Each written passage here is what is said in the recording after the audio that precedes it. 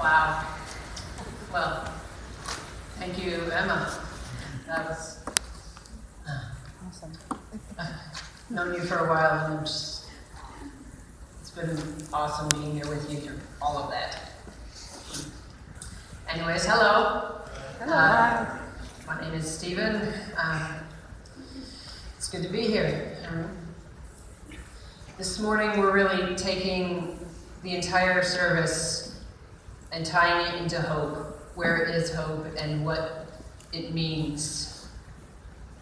And to try and unpack this a little further, let's go back to Christmas. Specifically, Christmas when we were kids. You know, when you were a kid, Christmas was nothing more than, making a list. And that was pretty much all you had to worry about, really. It's like, what was on the list, what was going to be there.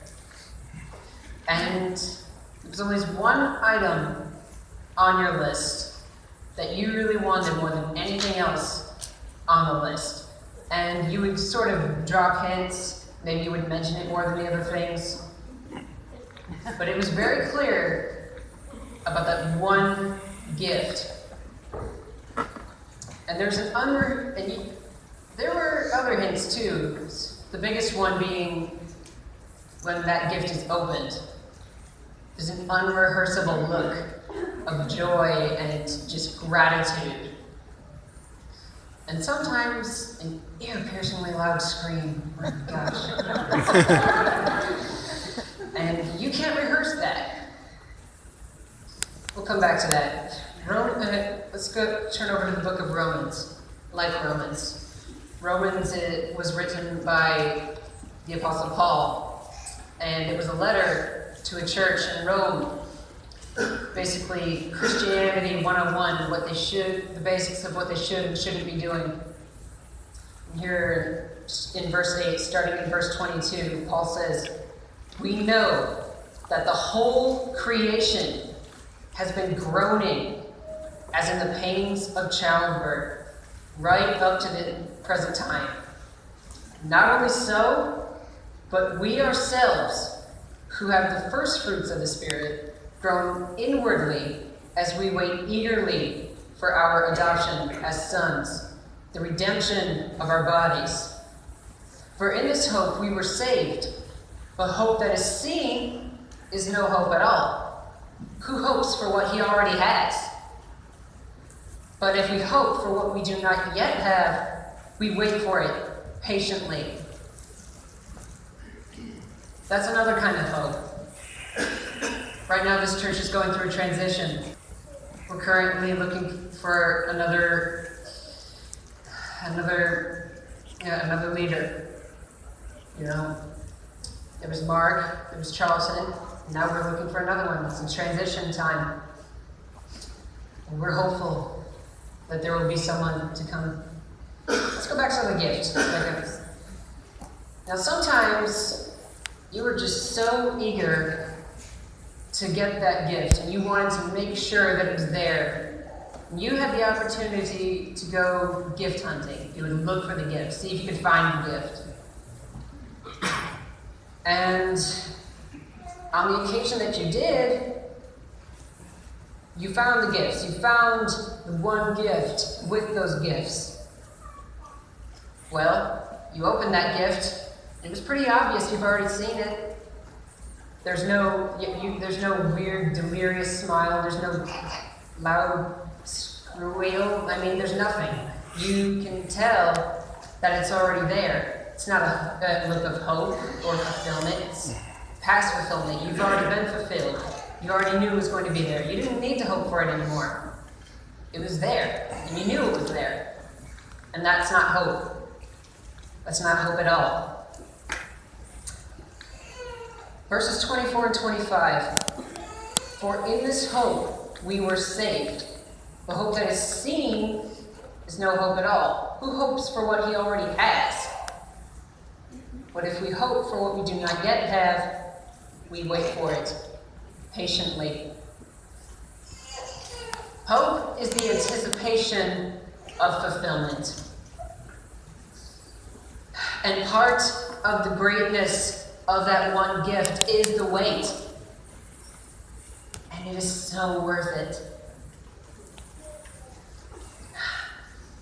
During the last transition between youth leaders, it was pretty devastating on all of us.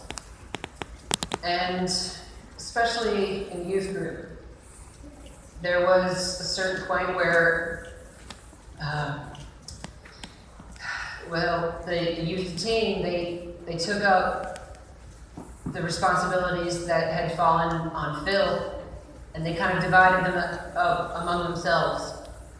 And so some of the smaller things that they had previously been able to do, they weren't able to do them now because they had to focus on the bigger things. There were a few of us who decided that we would help where we could. There were a few of us, teens, we decided that we were going to help. We didn't know how, but we were going to. And so we went out, we approached them. We went over to Vic and the Kings. We went to Jackie. We went to all of them. And we said, if you need help for anything, you let us know. Whether you need more luggage to be in our car on the ride to wherever so that these two can sit together, or you need us to go out to the gas station, buy a bag of ice because there's not enough people here to watch, all of us as we're doing whatever. They never really asked anything big of us, but I like to think that it helped a little bit, even the smallest bit, that they had someone to turn to.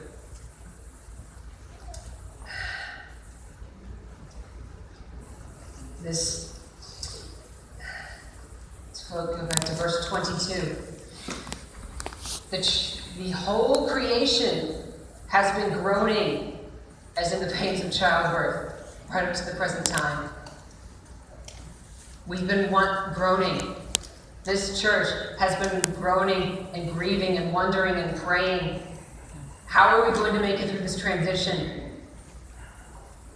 Some people go, yes. Some people go because they're too scared of what the possible outcomes are. And as sad as we are to see them go, we need to hang on. We need to have hope. A table cannot balance itself on 3 legs. Sometimes it takes a 4th leg, even if it's temporary. Like a temporary tire, when you blow out your tire, you get that spare tire out of the trunk, you're good to go, but you don't lean on that tire forever. No. God will deliver a new leader to us. When Mark left and Charlton came, we all had doubts of what he could do. But eventually, he made us see God in a new light, that in ways Mark never could. No, and that wasn't anything against Mark or Charlton. But they both had different ways of looking at God. And there will be another leader that comes who will do the same thing that Charlton did. And will make us look at our own religion differently. But during this transition, have hope and hold on. Go and do what we did. Let the leaders know, go and help. Maybe some of you are already helping where you can. And for that, I applaud you. But a table can't balance itself on 3 legs. And that's why I encourage you to go and help where you can and where you're needed. Have a wonderful day. God bless.